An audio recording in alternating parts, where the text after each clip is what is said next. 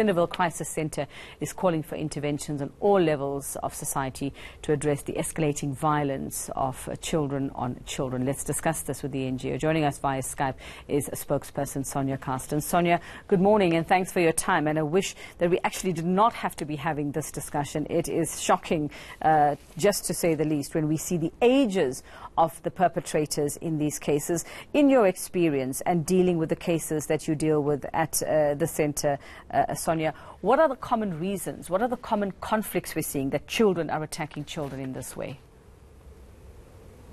Well, good morning, thank you.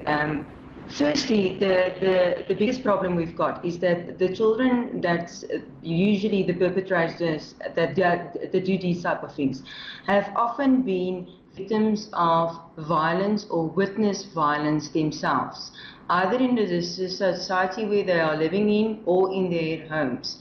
That's why we're saying that we need greater intervention. Firstly, we need to look at the suicide of the 13-year-old in Doringpoort a month ago. She committed suicide after friends threatened to broadcast revealing a photo of her on WhatsApp groups. She alerted 3 teachers to the incident, and afterwards she went to her parents. No one was able to act timeously to prevent her from committing suicide. So in other words, there's a greater awareness and education needed. And with education, we are calling for education of parents, in education of societies, and education amongst teachers as well.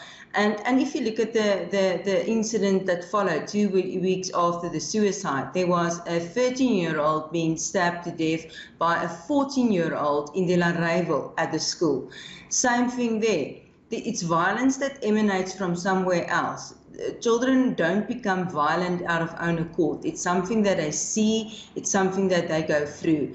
If you look at the fact that 44% of last year's rape cases involved children, and 2,600 children has been murdered according to last year's crime stats, it just shows you the enormity of what kind of violence children are experiencing. And this is a wide range. It's from physical abuse, assaults, verbal abuse, any type of abuse, but they take it back and they take it to their schoolmates, and that's why we see this happening. That's the same thing why we had another 13-year-old being stabbed to death yesterday at a school in Johannesburg. Now, Sonja, I'm not sure if you heard the interview that I did with my colleague in the Western Cape. They've been dealing with a far higher number than we have seen reported here. There might be others that we haven't heard of such incidents, and there it seems to be that those children coming from communities where gangsterism is rife, that makes up for many of these cases. Here in Gauteng, though, I'd like to know, are we seeing that most of these cases, most of the perpetrators come from violent households, or are we seeing that there are other issues at play here where we're seeing things like bullying happening, and this is how they react, this is how they retaliate, this is how they deal with those situations?